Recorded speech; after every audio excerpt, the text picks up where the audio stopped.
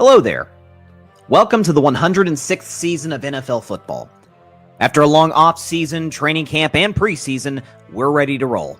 Now I could wax poetic about why we love football and the reasons we're excited for it to be back, but the fact is, you already know why.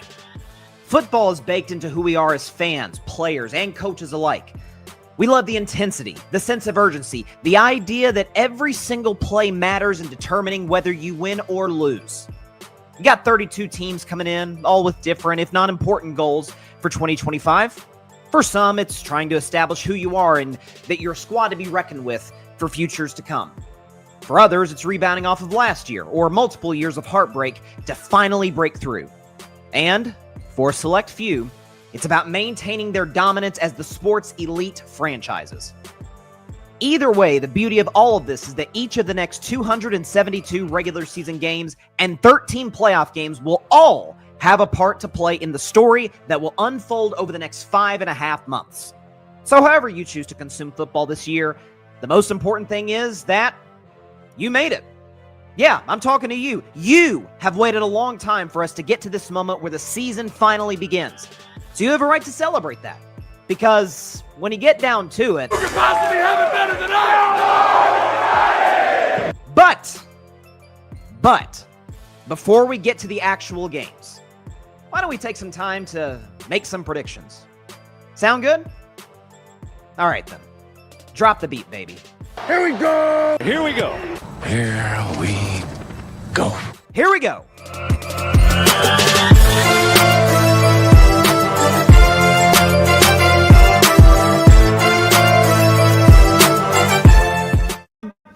Good evening, everybody, and welcome to the 2025 Carving It Up NFL Kickoff Show. I am Bryson Carver, and boy, oh boy, is it great to be with you guys tonight. This is, without a shadow of a doubt, one of my favorite shows of the year. I'm so excited that you would take time out of your day to stop by. We're live on YouTube. We're live on X. We're live on Facebook. We're live on Instagram. I think this is the first time, if I'm not mistaken, that we've been on all the 4 major platforms. I guess TikTok's the only one missing. Maybe we'll try and get that involved in the future. You can hit the TikTok, or you go to my TikTok down below. Obviously, the ad is down there. But we've got a lot to talk about over the next hour and a half. So NFL predictions. Each of the 8 divisions, I will go one by one in predicting in terms of, seeing who's going to win, who's going to make the playoffs, what the playoff format and standings look like, award winners. So we're talking about MVP, the rookies of the year, the offensive and defensive players of the year, the comeback player of the year, the coach of the year, and the MVP, of course, again, most important. Also wanted to discuss at the end of the show, playoff predictions. Based on how I think the playoff bracket will look, the playoffs will play themselves out. And at the end, obviously, who goes to Super Bowl 60 and who wins Super Bowl 60 in San Francisco. Cannot wait to get to the show. Basically what we'll be doing, and obviously feel free to chime in to the comment section. We're going to have a lot of fun there. Definitely want to get y'all's thoughts throughout the show.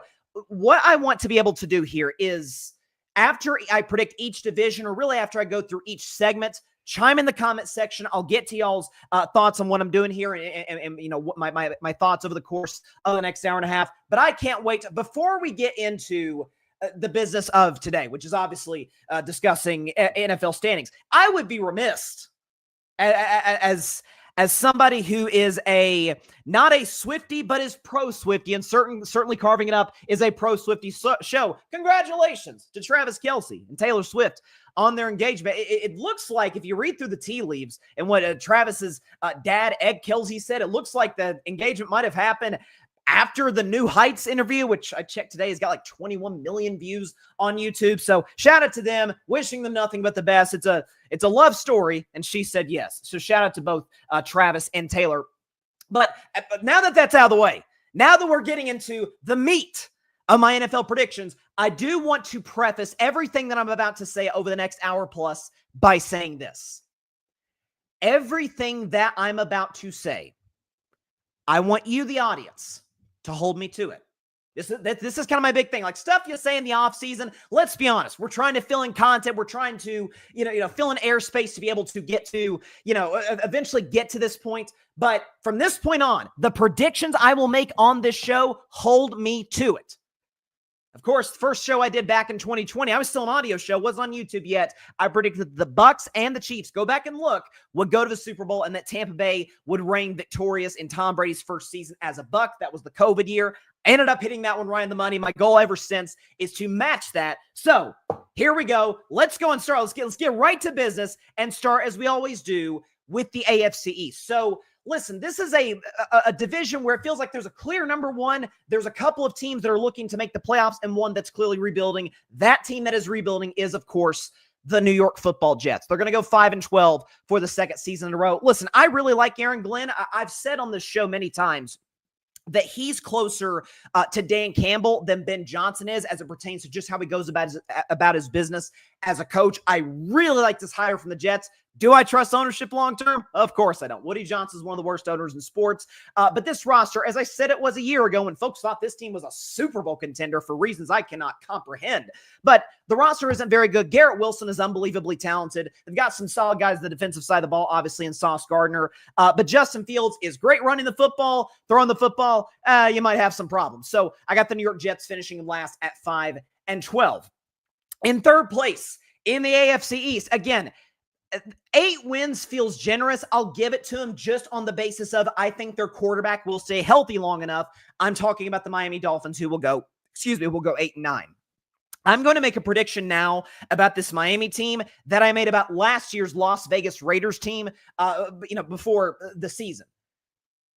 Their superstar wide receiver one, will not be with the team by the end of the season. I said last year that the Raiders were going to trade Devontae Adams. That relationship felt like it kind of got into a boiling point and wasn't going to work long term. I think you're seeing something very, very similar in Miami. I think the Dolphins are not going to be that good of a football team this year. Tua just being healthy will be enough to get them, again, to a respectable record, 8-9, but the defense isn't very good. The reports out of camp, looks like Mike McDaniel doesn't have control over practices. They're getting mauled by teams like the Lions in some of these joint practices, and I think Tyreek Hill, who's made his displeasure with the organization very much heard over the last few years, I think he will eventually get dealt at the trade deadline mid-season, so the Dolphins will be 8-9. I'll be honest. The second place team went back and forth on it. Not in terms of whether they were going to finish second, because I believe they will. I think they're the second best team in the AFC East. But whether they would make the playoffs in an AFC that is obviously stacked with great quarterbacks, and one this team is hoping that can join that group. In second place in the AFC East is the New England Patriots, who will have a winning record, but will miss the playoffs. So again, by the way, if you're a Patriots fan, shout out to my man Tim Barner, the host of the Boston Sports Summit, and all the Patriots fans out there. You would take this without a question. After how the last few years have went with the atrocious draft picks by Bill Belichick, who really just kind of ran this franchise into the ground after Tom Brady was kicked out the back door. Okay, the fact that they've spent money in free agency. Mike Vrabel's now the new head coach. You guys know I have about as much respect for Vrabel as any coach in football. I think he's excellent. I think he is a culture builder and can turn around that program in New England very quickly. And Drake May, listen, despite having an atrocious offensive line in front of him and the worst wide receiving core in football around him last year, showed some promise. We know the upside that the kid showed at North Carolina. He showed us that in moments in games against the Titans and the Chicago Bears. I like what Drake May brings to the table. The Patriots will go 9-8. They'll miss the playoffs barely. But with that being said, I do think, listen, if they get in, I won't be shocked. But I do think after season's end, after 2025 is over, you look at the Patriots and be like, man, they're a few pieces away from maybe being kind of interesting in the AFC. That's where I've got New England in that number 2 spot. And number 1 goes without saying, for the 6th consecutive season, the Buffalo Bills will win the AFC East. They will make the playoffs at 13-4. And I'll just go and say in the front end, that 13-4 record, due to some tiebreakers, will be enough to get them the number 1 seed in the AFC. We know who Josh Allen is. He's the reigning league MVP. In my mind, he's the second best quarterback in football to Patrick Mahomes. But I think what you're going to see from this Buffalo offense, James Cook's locked up on a long-term contract. Don't know if I love the contract long-term for Buffalo because running backs age quickly, but in the here and now, that'll work. Buffalo's got one of the best offensive lines, one of the 5 best O-lines in the NFL. Keon Coleman, if you hear what some of these guys, Deion Dawkins, who's the best offensive lineman for Buffalo, if you hear what Deion Dawkins and some of these Bills players are saying as it pertains to, what this kid can bring to the table after a good rookie year, but didn't pop off the way that we thought he would, Keon Coleman, I think, is going to have a breakout season in Buffalo, and Josh Allen can make just about anything work beyond that. Obviously, you still have Dalton Kincaid, who's a very talented tight end. It's the most well-rounded Buffalo's offense has been, I think, in the Josh Allen era. They're as dangerous as any team in football. Once again, no surprise. For the 6th straight year, the Buffalo Bills will win the AFC East. They'll go 13-4, which will be good enough to get the top seed in the AFC. So, again, AFC East feels pretty generic. I think most folks agree. There's some that have had Miami 4th, which I could see. If Tua, God forbid, knock on wood for him, if Tua were to go down and we see a situation where they're having to throw in backups and the season kind of falls apart and maybe Mike McDaniel gets fired by the end of the season, it wouldn't shock me. But I just don't see a world in which this Miami Dolphins team is competitive. I mean, again, defensively, I don't love what they bring to the table. So this feels like they're a couple of moves away from really being in rebuild mode in Miami, and we could see them as the last place in the division next year. Buffalo is a no question number 1 team. Feel free to chime in the comment section. Again, we are live on YouTube. We are live on Facebook. We are live on X. We are live on Instagram. So appreciate everybody stopping by as always. Definitely, I see my man Ryan Flowers in the comments. He says, let's go. The NFL's back. He's in the comments. Shout out to my man Ryan.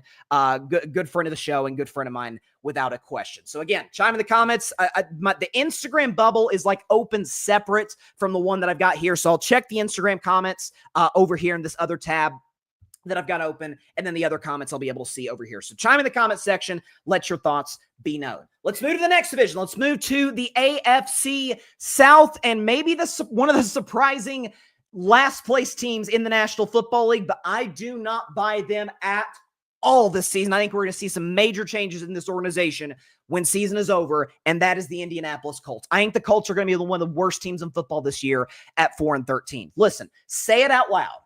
Bad defense, by the way, in a division with 3 either up-and-coming quarterbacks or quarterbacks who've kind of already established themselves in the case of C.J. Stroud.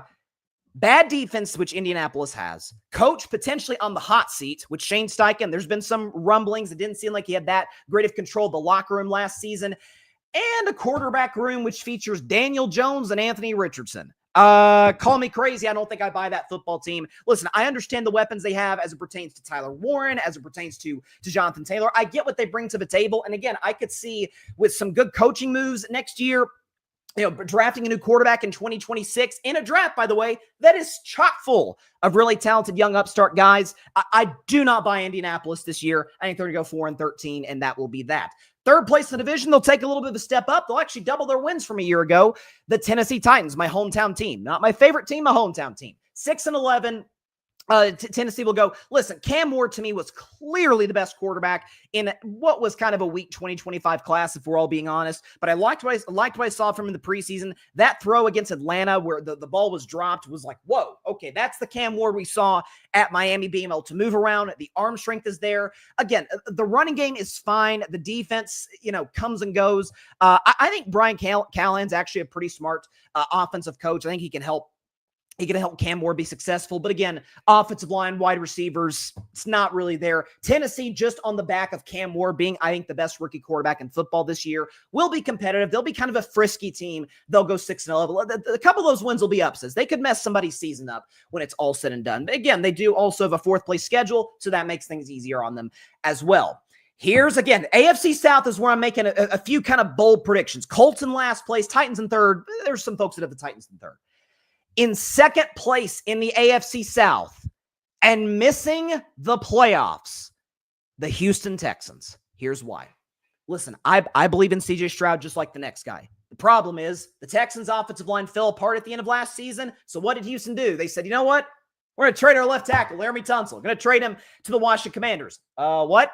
I understand there might have been some issues as it relates to maybe character and not showing up on time. That's a left tackle. You do not give those away for nothing, and it feels like the Houston Texans kind of did. Defensively, they'll be as strong as any team in football, and they have been because D'Amico Ryans is their head coach. Their defense will keep them in most of these games. But listen, let's just, again, think about how Houston finished last year with Laramie Tunsil there.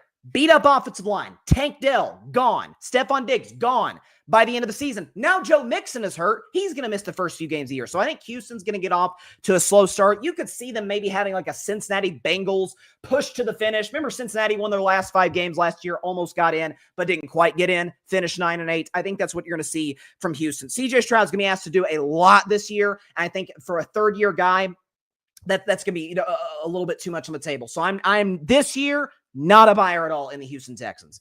And that means at number 1, it is put up or shut up time for my guy, Trevor Lawrence and the Jacksonville Jaguars, 11-6, winning the AFC South, getting back to the playoffs for the first time after a couple of down seasons, barely missing out in 2023. Trevor got hurt at the end of the year, and then last year just completely fell apart. It was a disaster for Jacksonville. Here's the thing. Again, put up or shut up time for Trevor Lawrence. This is 4th coach. Again, 3rd legitimate coach. I mean, Urban Meyer, that was, come on. He didn't count. But you had, or rather, no, I guess this is his 3rd coach. My bad. You went from Urban Meyer to Doug Peterson, now Liam Cohen coming in, the former offensive coordinator, very good OC with the Tampa Bay Buccaneers. I think you see a situation where it's, okay, Brian Thomas Jr. Was one of the top wide receivers in the National Football League a season ago. You add Travis Hunter, who's obviously going to be impactful on both sides of the ball. I like Jacksonville's offensive line. The reports coming out of training camp are saying, hey, this looks like a new and improved Jacksonville Jaguars team. And again, I keep mentioning put up or shut up time for Trevor Lawrence. Folks, this is year 5, okay? This is kind of an opportunity where it's like, okay, we've brought in new coaches, new weapons. You got a solid run game. The defense won't be as bad as it was a year ago in the division. It's not exactly a murderer's row. There's some bad defenses in the AFC South, most notably Indianapolis. You've got to absolutely take the horse by the reins and get the job done. Trevor Lawrence showed signs at the second half of 2022, the first half of 2023. He got injured. Haven't really seen that same guy since. My man, Trevor, I believe in you. I was a huge fan of you.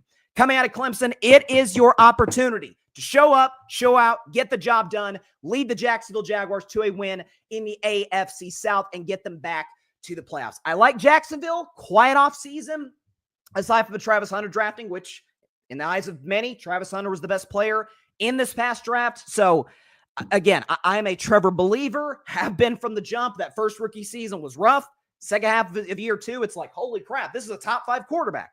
And then he's kind of taken a step back in the last couple of years. This is an opportunity for him to establish himself as one of the top guys in the National Football League in the AFC South, especially with the injuries Houston has, with the just chaotic mess that the Colts have. And then with Tennessee, it's an upstart team. They're not quite ready to make that leap just yet. And so I'm hearing with the Titans, there are folks that have out there. It feels like the discussion around Tennessee is a little bit similar to the discussions around the Washington Commanders going into last year. I didn't have Washington get in the playoffs. I don't think anybody had them going on the run that they went on to the NFC Championship game. But there was the sense of, man, young, talented quarterback, coach we like. Now, in the case of Callahan, not as established as Dan Quinn. But, yeah, we have some concerns as it relates to personnel. The roster isn't great. Probably not top 20 in the NFL.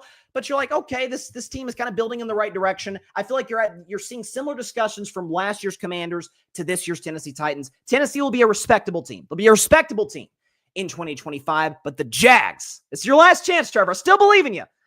But you got to get the job done this year. The Jags will win the AFC South. So thus far, 2 divisions down in the AFC.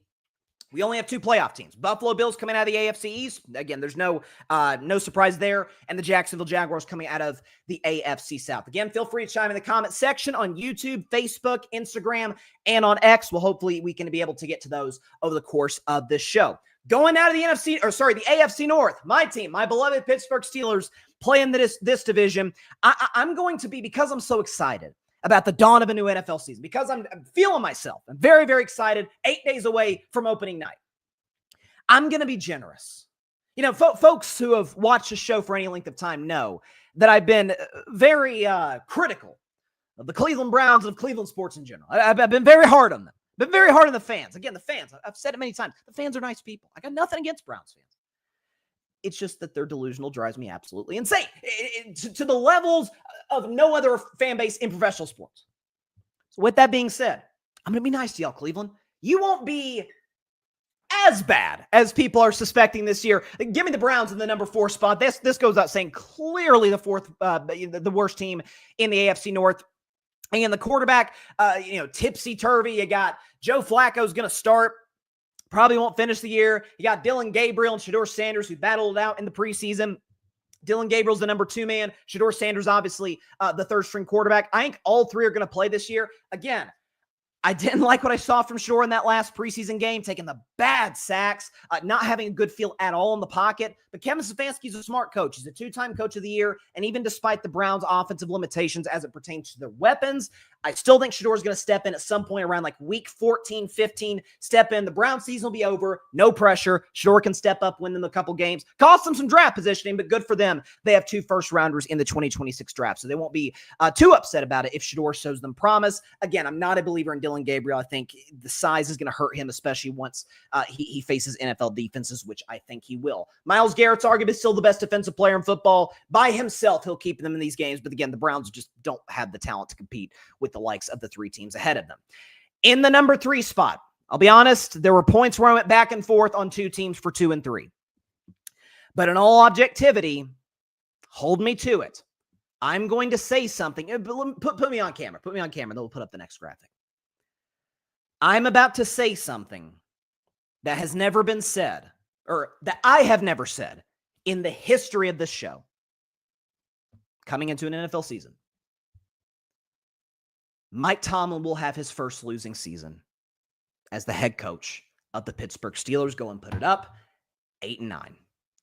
Here's why. So first of all, Vegas has the over/under set at 8.5. So it's not like this is actually just a shade under what Vegas has it as.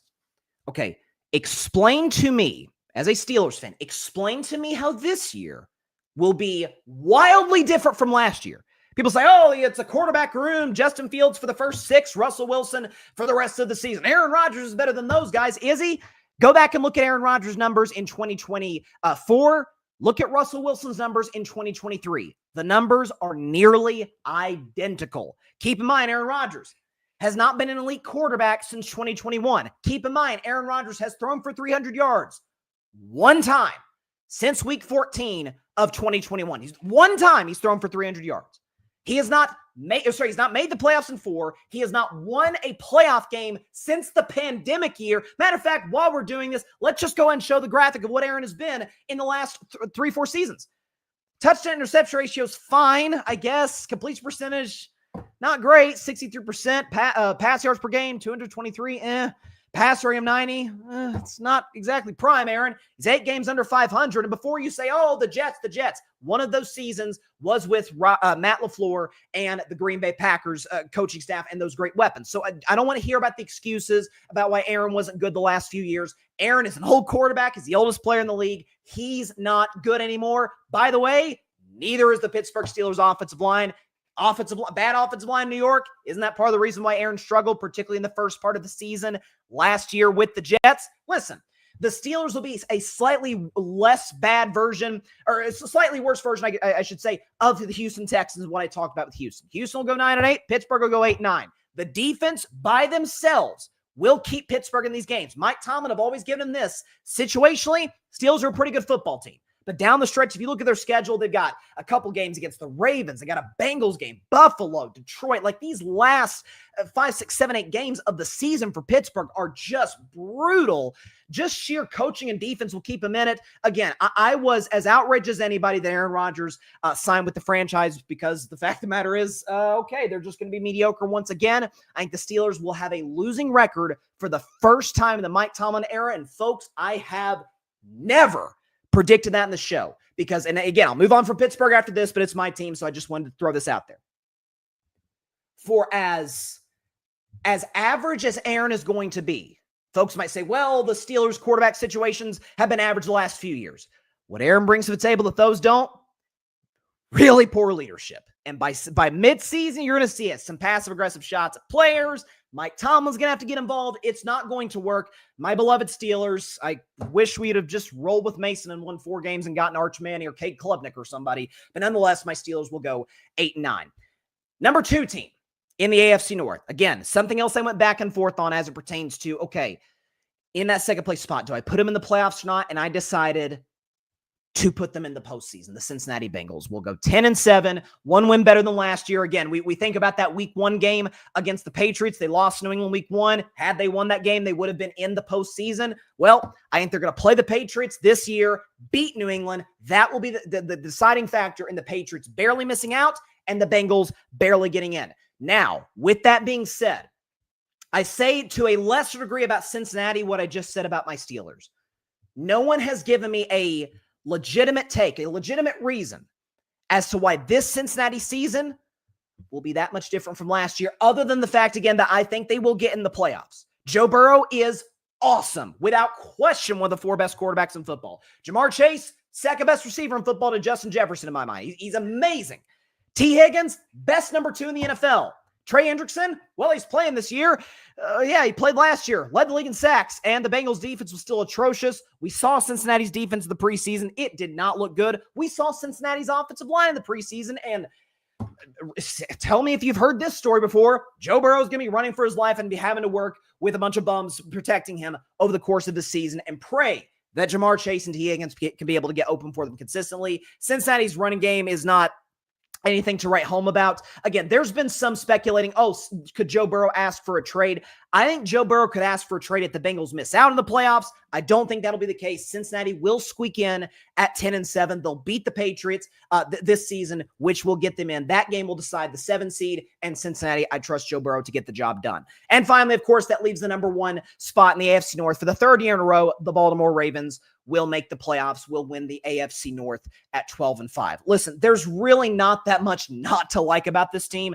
Lamar Jackson is, to me, the 3rd best quarterback in football. You can make a very legitimate case that he's 2 and should have been MVP a season ago. For some of the playoff concerns that we've had from him the last few years, he was great against my Steelers. Then again, what quarterback isn't great against the Steelers in the last decade in the playoffs? But still, Lamar balled out against a coach and a defense that is familiar with him.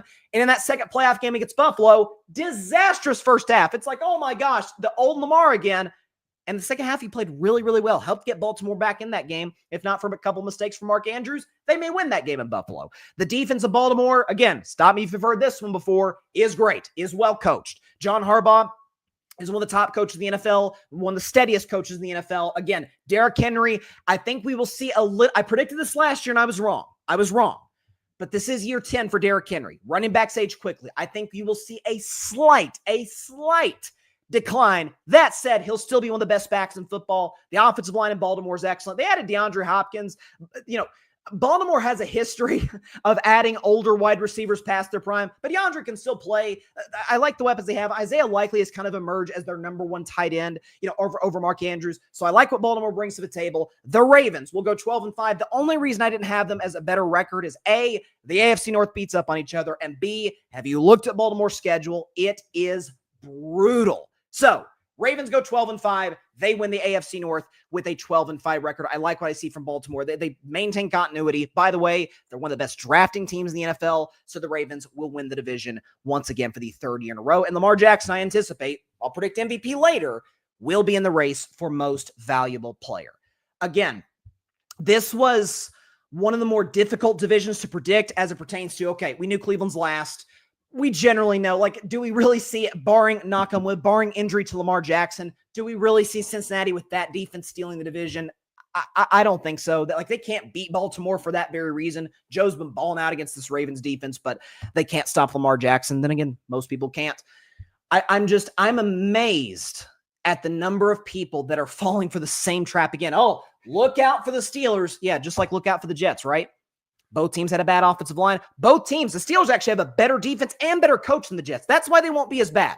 Jets were a 5-win team. I think the Steelers would be an 8-win team. There are obviously far better run than the New York Jets are as a franchise. But the receiving core, love DK Metcalf. Who's the 2? Who's the number 2 guy? Is it Calvin Austin? Is it, what's my man's name? Scotty Miller?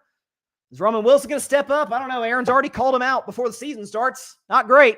Now, Jonnu Smith, Pat Freiermuth are going to be good red zone guys. I think they'll both have a big impact this year. That 2 tight end set, I think, will be very impactful for the Steelers. And whether or not Jaylen Warren can pop the way that I think he's capable of, I think a lot of that will rely on A, the offensive line, and B, Arthur Smith, who I've not been wowed by as an offensive coordinator. So that's where I've got with my Steelers. AFC North will play out as Ravens, Bengals are in the playoffs. Steelers will finish with the first losing record in the tenure of Mike Tomlin, and the Browns live where they've lived for my whole life. Last place in the AFC North. All right, finally, let's go to the AFC West, okay?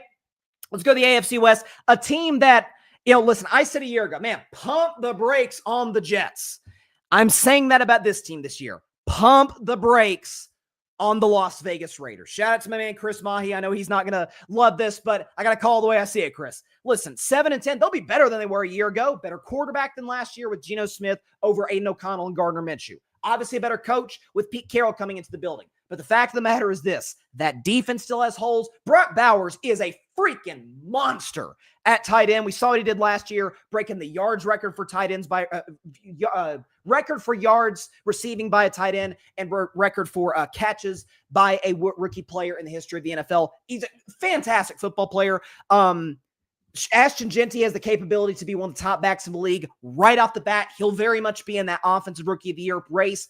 But in a division this loaded, this well coached, this quarterbacked, just ask yourself this question. The three teams that I have above the Las Vegas Raiders, would you take Geno Smith over any of those three? Even Bo Nix, I would take Bo Nix based on the upside, based on the coaching he has in Denver. Geno Smith is is a very good starter. Is obviously he's not Mahomes, he's not Herbert, and I don't think he's Bo Nix. So that's where I've got the Las Vegas Raiders at 7-10. The defensive questions are just too much. And again, a division this well coached, well quarterback, somebody's going to come in last. I think it will be the Raiders. In third place, but making the playoffs for the second year in a row, the Los Angeles Chargers. They'll go 10-7. I'll be honest.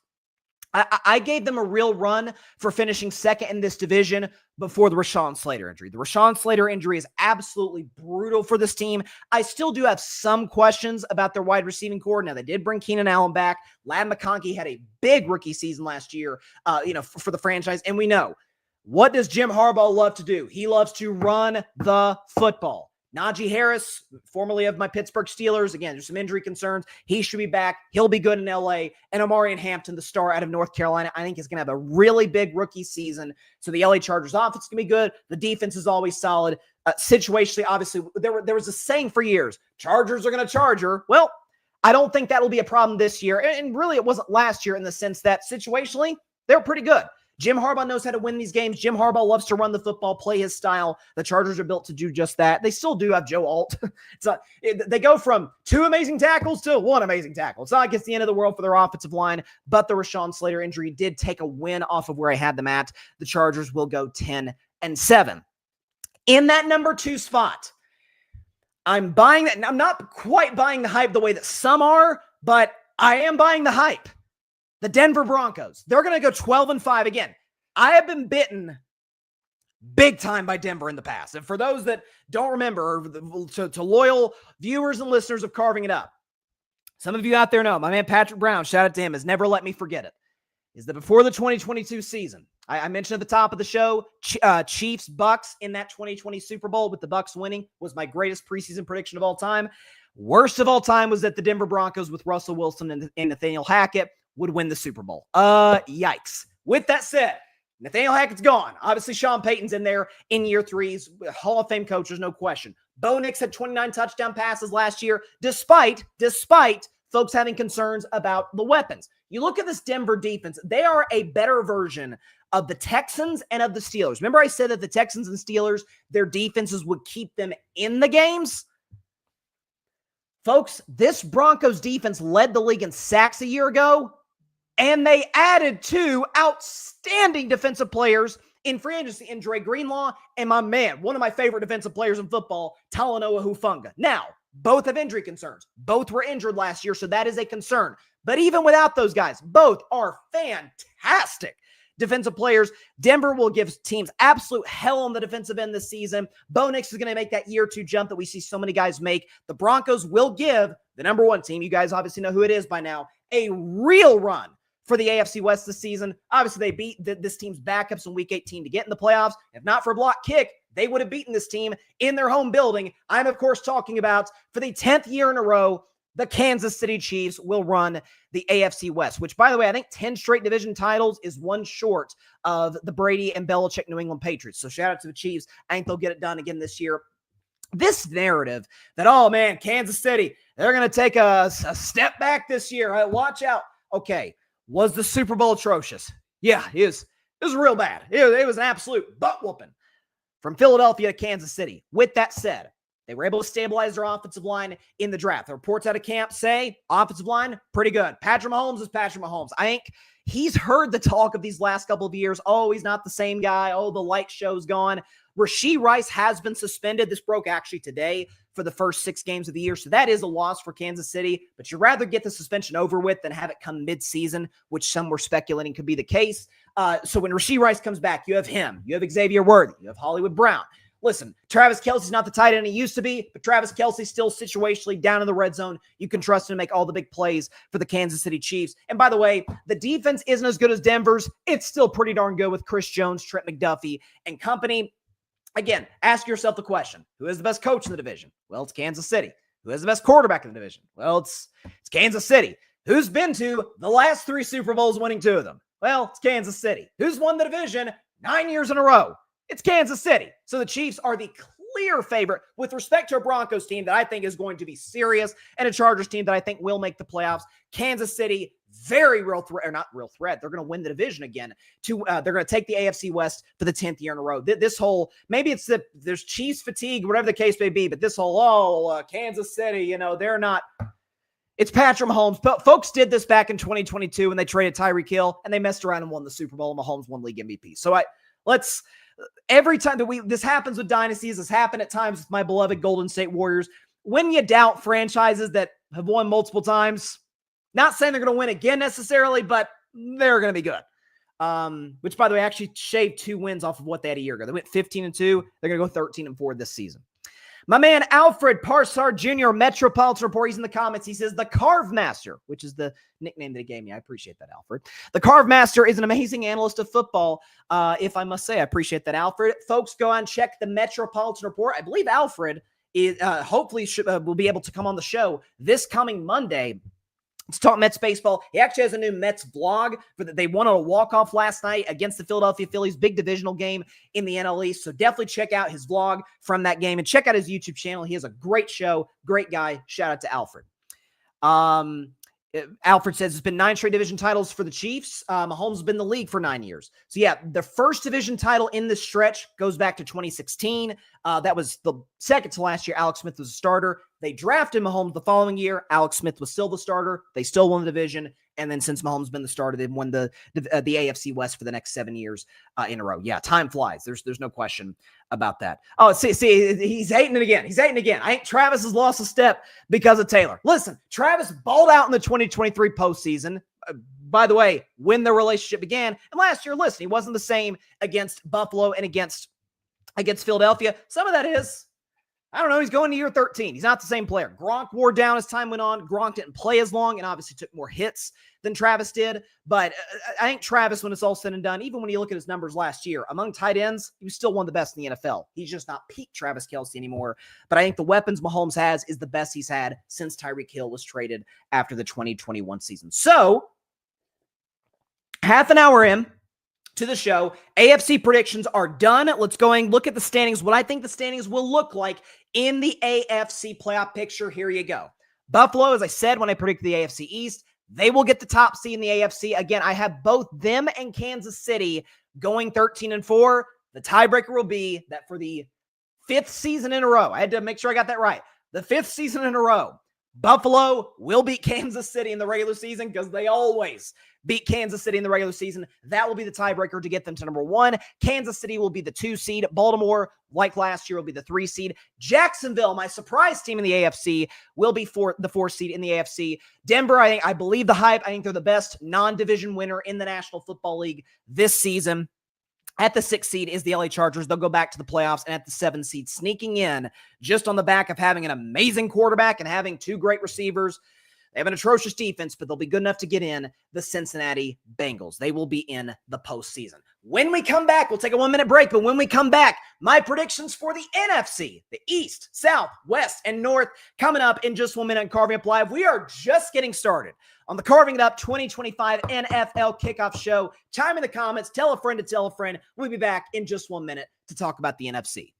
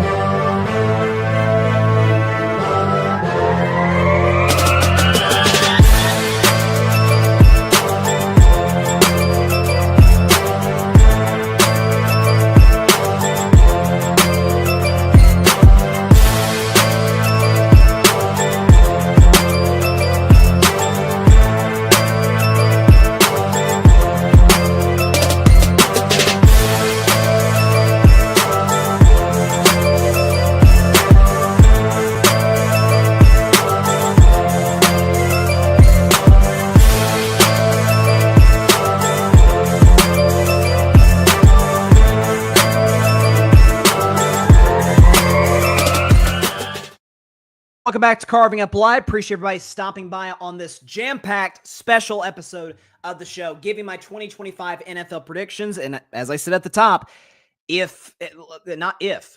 prefer this. Hold me to these predictions, rightly or wrongly. Give me credit when I'm right. Rip me to shreds when I'm wrong. This is what's fun about these shows. I remember... Again, I mentioned my best take ever on a preseason show, which was back in 2020. I had Bucs and Chiefs in the Super Bowl with the Bucs winning. Nothing will ever top that. My worst prediction, knock on wood, this will never be topped, was I actually have Broncos and the Rams in the 2022 Super Bowl. That was the first year Russell Wilson was there. And even the Rams were bad that year. Like Stafford got hurt. The O-line was bad. Like it was not a good pick on my part. It's not a good pick. So I have since rebounded. I've had a couple of two solid prediction shows since then. I'm trying to put that in my past. But another prediction I made, and this was actually months before the 2023 kickoff show, and I finalized on the kickoff show because, like I said, hold me to it.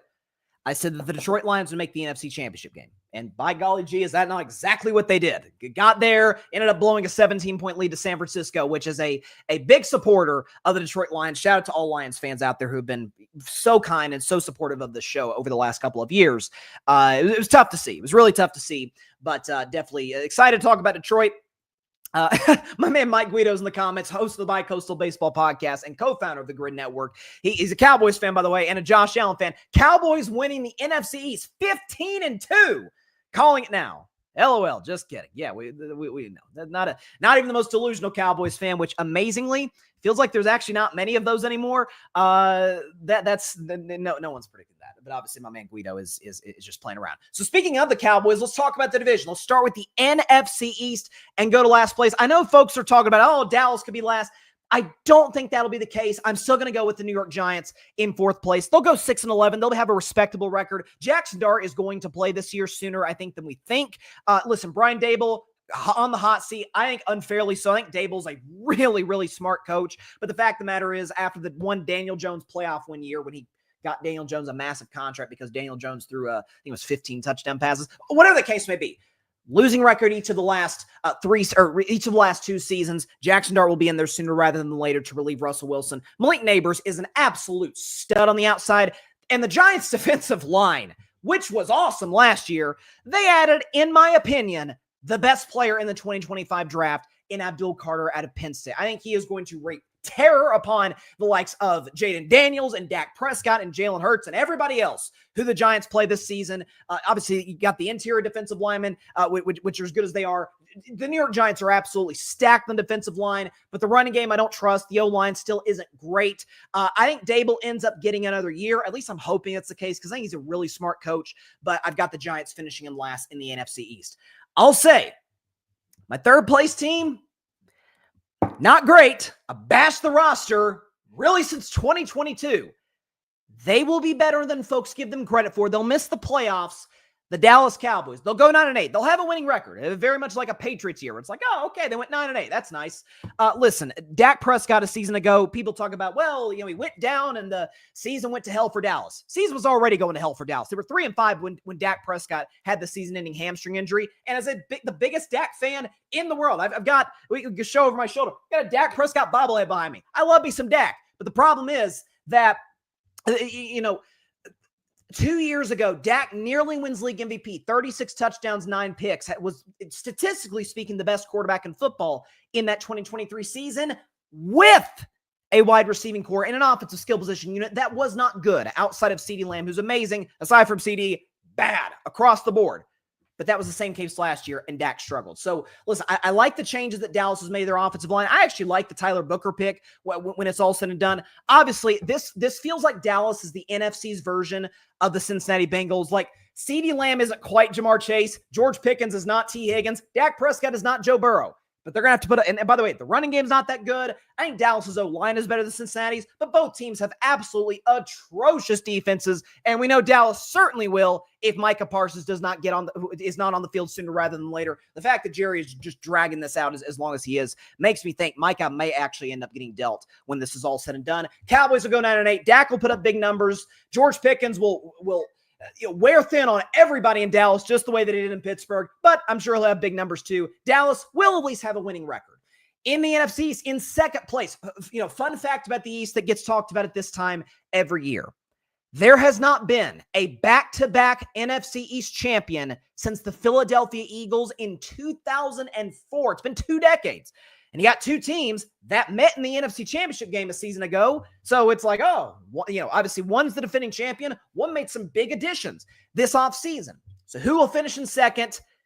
It will be the Washington Commanders, but they will make the playoffs. 1 win fewer than they had a year ago. They'll go 11-6. So I talked about this actually on Monday's show. Listen, Jaden Daniels is spectacular. The best rookie season of any quarterback in the history of the league. Terry McLaurin, who the Commanders just locked up long-term, outstanding wide receiver and was great before Jaden Daniels got there. Obviously, since then, it's kind of a Mike Evans syndrome, where now that he's got the elite quarterback play, he's just popped off. Listen, I know they traded Brian Robinson. Don't really care about that. They've still got Austin Eckler. They've still got good weapons. They added Deebo Samuel, who they're going to use in the run game. The big concern for me in Washington is the same concern it was a year ago, is I don't really trust the defense. Now, the good news is Dan Quinn, one of the best defensive coaches in football, so he'll get whatever he can. He'll get the absolute most out of that unit this season. I want to see if Washington has 1 fewer win than they did a year ago, which I think they will.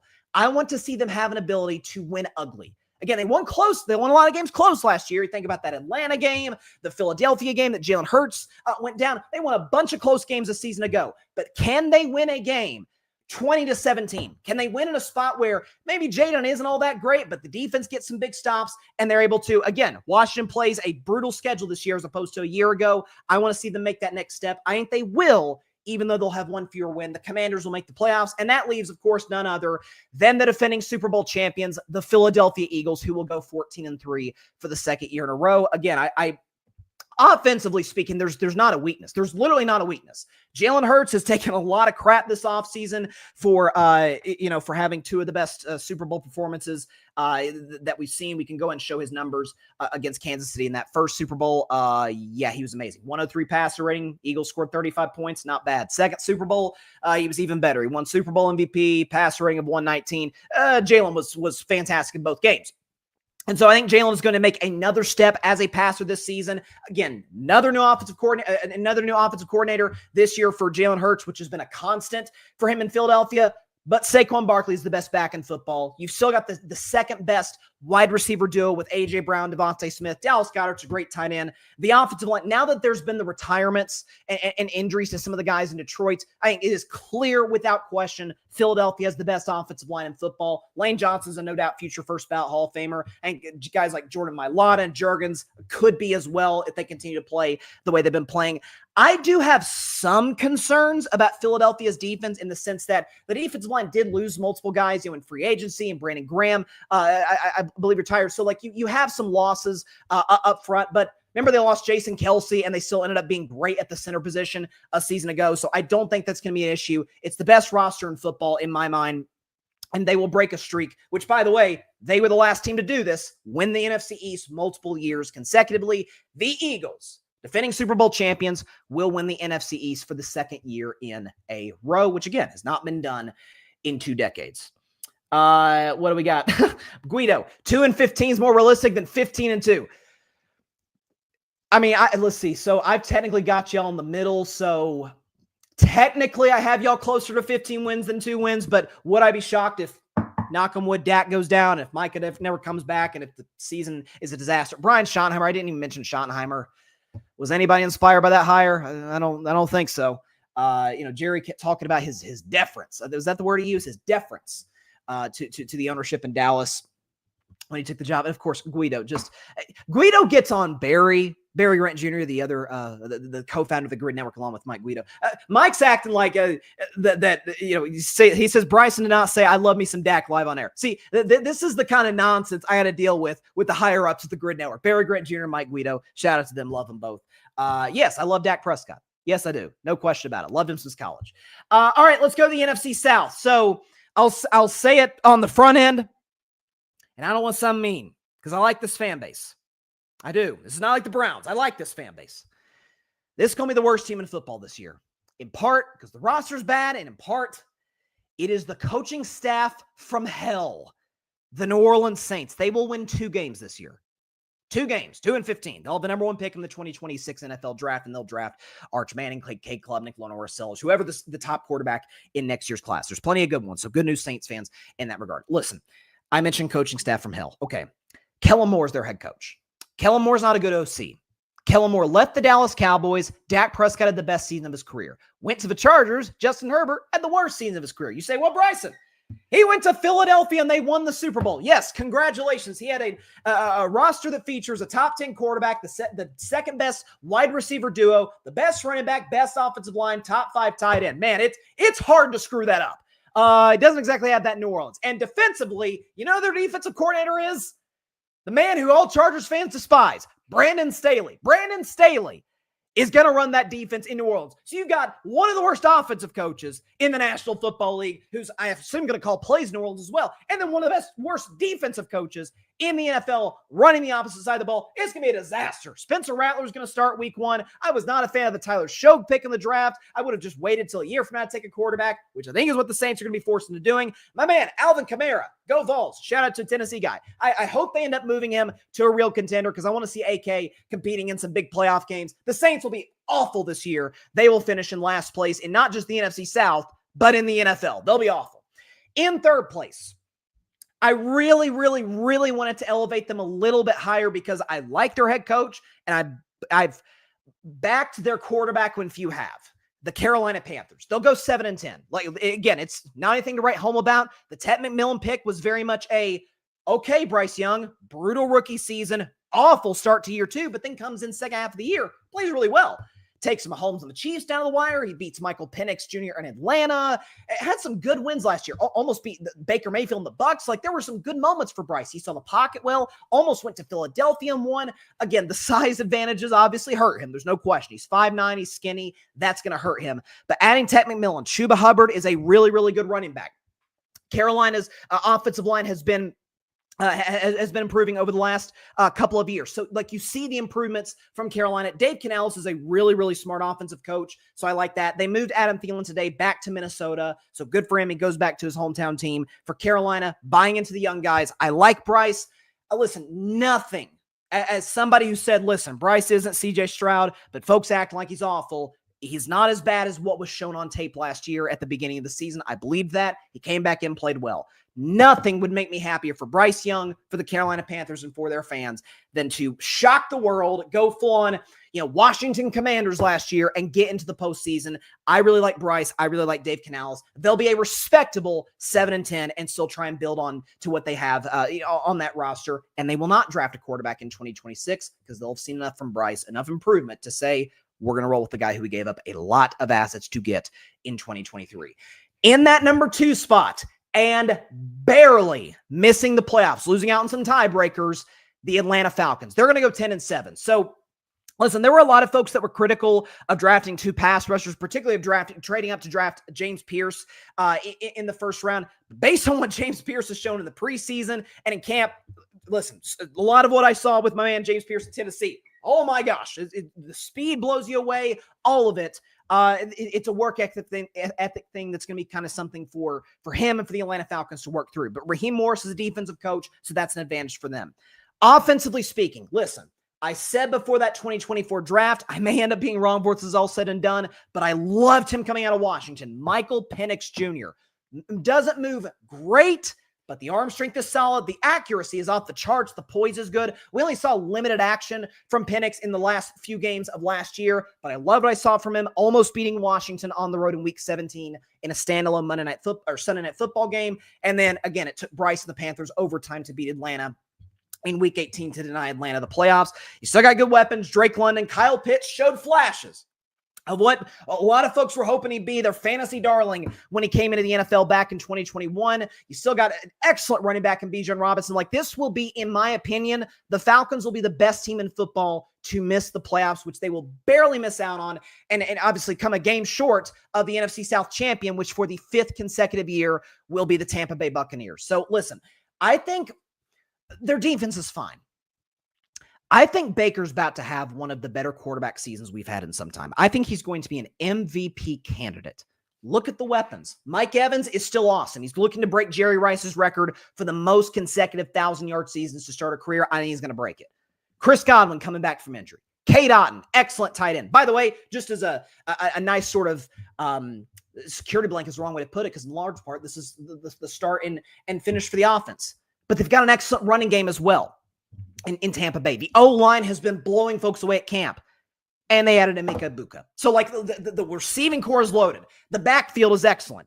Baker Mayfield the last couple of years has been awesome. He threw 41 touchdowns last season. Clearly a top 10 quarterback in the NFL. My only concern is the fact that, okay, this is a third straight different offensive coordinator for Baker and for the Bucs. I get that, but I still like what I see. I think Baker's going to ball out this season, and the Tampa Bay Buccaneers will go 11-6, win the division for the 5th consecutive year, make the playoffs for the 6th consecutive season. So shout out to Baker, shout out to Tampa Bay. Yeah, Guido's laughing at that last comment. He said, I covered Tyler Shogue at Texas Tech, and I never once thought of him as an NFL quarterback. Tech fans were begging for Baron Morton to start over Shogue when Morton was a freshman. And the fact that he had to transfer multiple times. He had to play 5, 6, I think, did he play like 7 years in college football? It felt like it because of he got the COVID year and then some injuries. There's nothing to like about the New Orleans Saints this year. I think they're clearly the worst team in football. And I think they should dismantle that coaching staff ASAP. I know they're in cap hell for some reason, trying to maintain the roster they had after Breeze retired. That's their own fault for putting themselves in that position, but I think it's safe to say the Saints will have the first pick in the 2026 NFL draft. And again, I think Tampa Bay is going to absolutely blow people's socks off offensively. I like what they bring to the table on that front. Again, I'm almost missed his name, Bucky Irving. I kept trying to remember. It was like Tank. For some reason, Tank Bigsby kept coming in my head as the running back for the Tampa Bay Bucs. It's Bucky Irving, who, by the way, had a great season last year, gave Tampa Bay a real boost in terms of running the football. Again, I think that Bucs offense. See, we connected. Sorry. Yeah, so sometimes the mic will go out from time to time, so we're back. I was just saying, I think there's not a weakness. The O-line's great. The quarterback's excellent. The receiving core is amazing, and they added to it with Emeka Egbuka, bringing back Chris Godwin. Mike Evans is still a stud, and they have Bucky Irving like that. Cade Otton's a good tight end. That offense is going to be a problem around the National Football League. Guido said Tyler Shogue's been playing college football since 1978. It feels that way. All right, the best division in football is coming up. The NFC North. Again, kind of like what I said about the AFC West, which I think is the second best division of football. Someone's got to come in last. And it's going to be Minnesota. 8 wins and coming in last place is just cruel. But I guess for Minnesota, you're like, hey, roster's really good, and we'll get a 4th place schedule in 2026. But I'm not a J.J. McCarthy believer. That's really what this comes down to. Listen, I would have kept Sam Darnold. I get the last 2 games of the year against Detroit in the huge game in Week 18, in the playoff game against the Rams. He was terrible. He went back to the old Sam Darnold. I get it. I understand that. At the end of the day, though, J.J. McCarthy, to me, this kind of sounds like a shot, was a poor man's Brock Purdy. He moves well, but the arm strength isn't there. He's really reliant on a run game. Now, the good news is he does have a run game with Aaron Jones. He's got a very smart head coach in Kevin O'Connell, and he gets to throw to Justin Jefferson, Jordan Addison once he comes back from suspension. Like, the weapons are there. Adam Thielen, who the Vikings just added in a recent trade. So weapons-wise, the defense is coached by Brian Flores, who, by the way, would not mind if he became the next head coach of the Pittsburgh Steelers. I'd like to put that out there right now. But all of those things considered, I just think there's too many limitations at that position.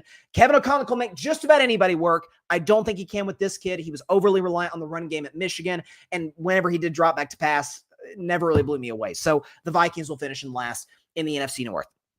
Coming in third place and making the playoffs, the Bears. Chicago gets in at 10-7. So again, this is kind of one of those, okay, let's break this down moments. Massive upgrade at head coach, obviously, going from Eberflus to Ben Johnson, who I'm already like. Obviously, we know what a genius offensive coordinator he was with the Detroit Lions last few seasons. But I like the fact that he's coming in, and it feels like he's got a little bit of a Dan Campbell-esque, not saying he's Dan Campbell, obviously, but a Dan Campbell-esque like edge about him, where it's like, man, I'm holding guys accountable. Like he's taking shots at times at Caleb Williams in the pressers. He's taking shots at the Philadelphia Eagles tush push. Like, this guy does not care to tell you what's on his mind and what he's thinking. There's a Dan Campbell-esque edge about Ben Johnson. Also, one of the most underrated coordinator hires in the NFL this year. They hired a guy who is an atrocious head coach and is an amazing defensive coordinator, Dennis Allen, to run the defense. A defense in Chicago, which was actually pretty good last year. The offense just couldn't score points. O-line couldn't protect Caleb Williams. Speaking of Caleb Williams, I think the kid's going to get off to a little bit of a shaky start this year because he's playing with a different type of coach, and his coach is coaching a different type of quarterback than what both of them are used to. But I think by about Halloween, late October, going into November, but by mid-season trade deadline, around that time, with the weapons they've got, Colston Loveland, DJ Moore, with these guys, Roma Dunze, Cole Kmet, you're going to see Caleb start to come into his own in the sense that, oh, this is the guy we thought he would be coming out of USC as the first overall pick in 2024. The talent is there. There were moments. You saw moments last year against when he went to Lambeau and beat the Packers, a game where they could have very easily beaten the Minnesota Vikings when Caleb was awesome in the fourth quarter. Almost beat Green Bay in a home game this year. Like, there were moments, despite the bad O-line, despite the bad coaching staff. And Caleb, by the way, went like 2 months without throwing an interception. So the kid has talent. I think Ben Johnson, as the offensive wizard that he is going to get the absolute most out of this kid. Dennis Allen's going to coach the heck out of that defense, and the Chicago Bears will make the playoffs. Despite finishing third in the division, double-digit wins, 10-7. They're the last team in. They hold off the Atlanta Falcons, last team in the playoffs in the NFC North. Number 2 may shock you. As for loyal viewers and listeners of the show, number 2 may shock you. My beloved, not my favorite team, my second favorite team, my beloved Detroit Lions. Now, 11-6, they're in the playoffs. Like, it's not the end of the world. Detroit's going to be in the postseason once again for the third consecutive season. The reason I do not have them coming out of the NFC North as the champion this year is pretty simple. They lost both coordinators, both of which were excellent. I said all of last year when I picked the Lions to go to the Super Bowl, to be the 1 seed in the NFC, which they ended up being, I said, they've got 3 head coaches on their staff: Dan Campbell, Ben Johnson, Aaron Glenn. Well, now you're just left with Dan Campbell. Now, that's still great because Dan Campbell is the guy who sets the tone, sets the culture in Detroit. Their defense, just by virtue of having everybody back healthy, the fact they added DJ Reed from the New York Jets in the offseason, I thought was a sneaky good move.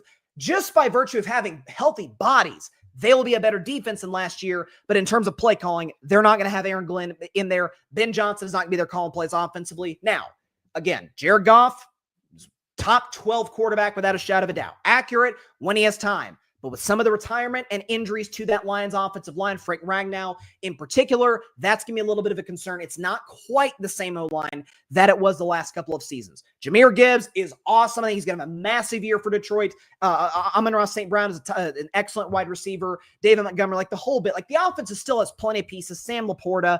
I don't think it's going to be this crazy drop-off. There are some folks that don't believe in the Lions to make the playoffs because of the coordinator losses, because of the defensive concerns, and because of the losses in the offensive line. I would not go there. I still think the culture is too darn strong in Detroit.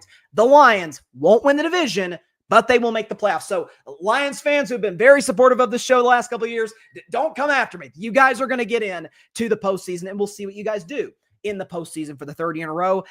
And that leaves none other. My sister's going to love this. than the Green Bay Packers as the NFC North champion.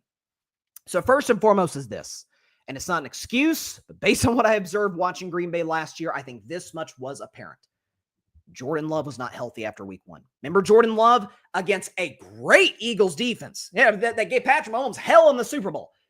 Jordan Love carved them up. Use the name of the show. Carved them up over the course of that football game in Brazil on a slippery field, which in large part, that slippery field caused a knee injury late in that game against Philadelphia. Came back, felt like a little too early, got hurt again against Jacksonville, was never quite right. Wasn't the Jordan Love that we saw in the second half of 2023 when he was arguably the best quarterback in football in that stretch. They lost Christian Watson, who probably won't play this year due to injury, but they still have my man Romeo Doubs, still have a really good tight end group.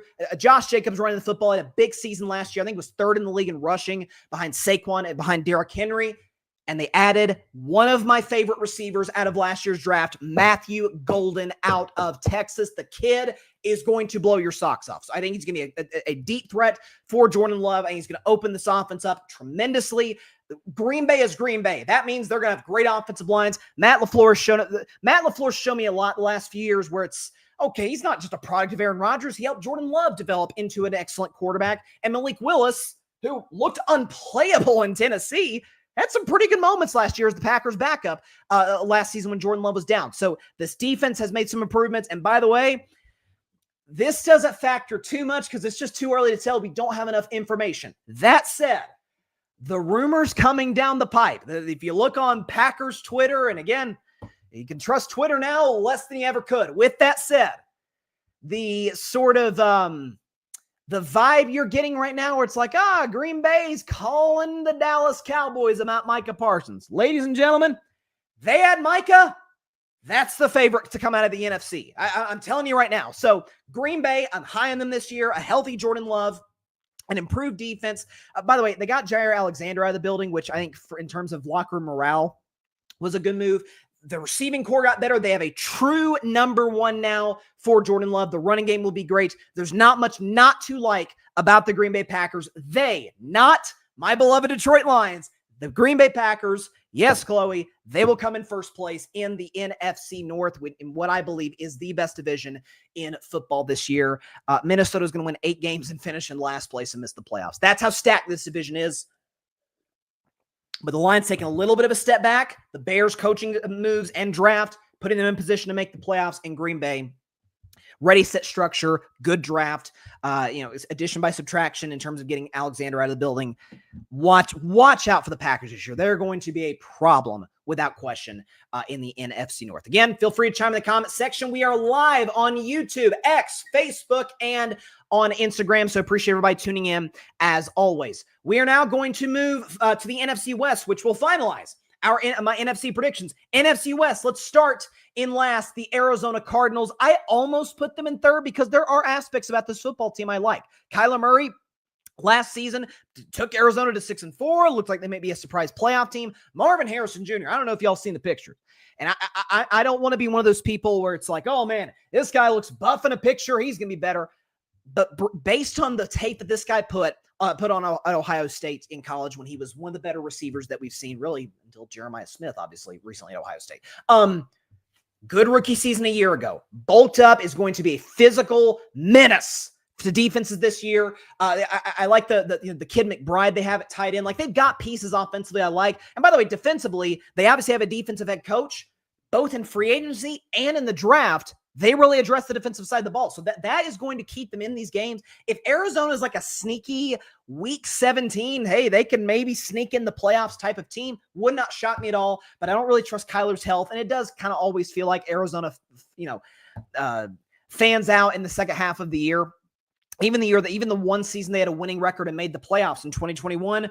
Remember, they kind of came apart. Rams stole the division, and Kyler was disastrous in that playoff loss to LA. So, again, there's stuff I like about Arizona, but not enough for me to buy into them as a playoff team in the NFC. Third place is the Seattle Seahawks.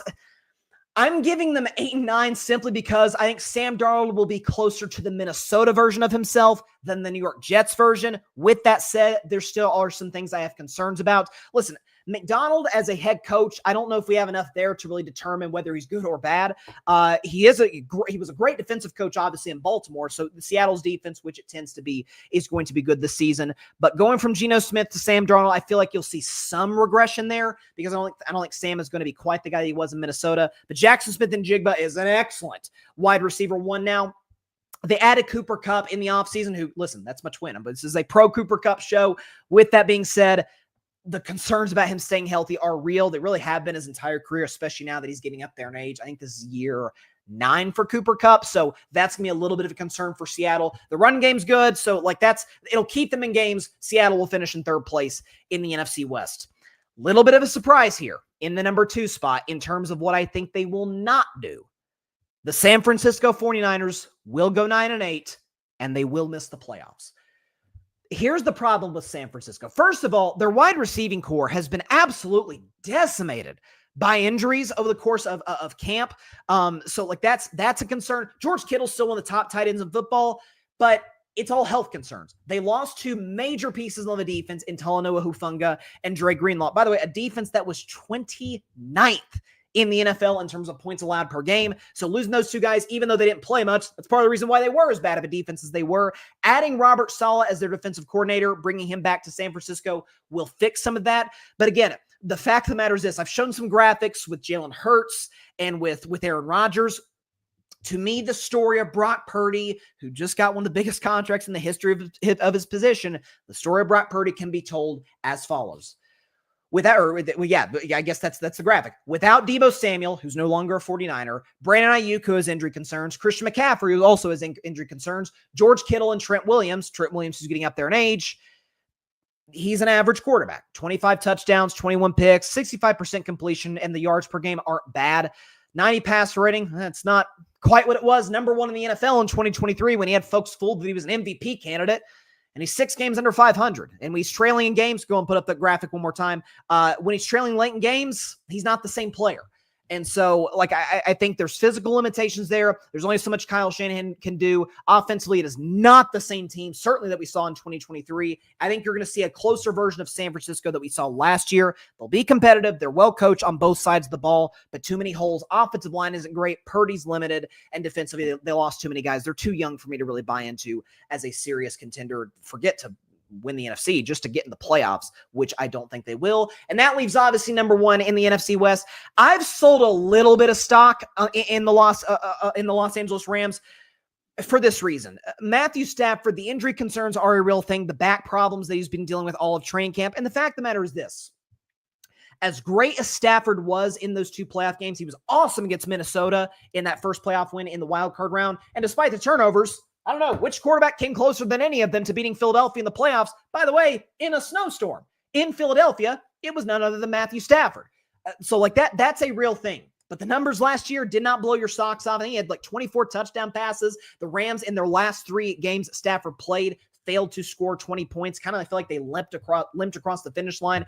I think Jared Verse is going to have an absolute monster year for that Los Angeles Rams defensive line. And he's going to need to in order for them to win these games. Sean McVay is one of the 3 best coaches in football. They have Puka Nacua, who's an absolute stud. They added Devontae Adams, who for the first time in his career is a true wide receiver too, which could be scary for defenses around the football National Football League. Kyron Williams at running back, they locked him up long term. That's good. So there are things to love about this Rams team. I think they are a serious contender to win the NFC. I really do. But the health and the age of their superstar quarterback, Matthew Stafford, do concern me. So that's how I have the NFC West shaking out. And so let's go and show the NFC playoff picture. This is how I think it's going to look. Philadelphia, the defending champs, they'll be the 1 seed. The Packers will be the 2 seed. And for the second year in a row, the Bucs will be the 3 seed. The Rams will be the 4 seed. Detroit will be the second best non-division winner to the Denver Broncos. They'll be the 5 seed, followed by the Washington Commanders once again as the 6. And Chicago is a brand new playoff team as the 7 seed. The one new playoff team in the NFC will be the Chicago Bears. So that's how I think it's going to play out. Before we go to break, I did want to go through our award winners. So again, we obviously go over each of the 8 divisions. I've made my predictions now. They'll be on YouTube over the course of the next 8 days as we go into the season opener between Dallas and Philadelphia. I did want to get into award winners. So can we get some background music right now to kind of add to it? Here we go. Okay, so award winners. So here we go.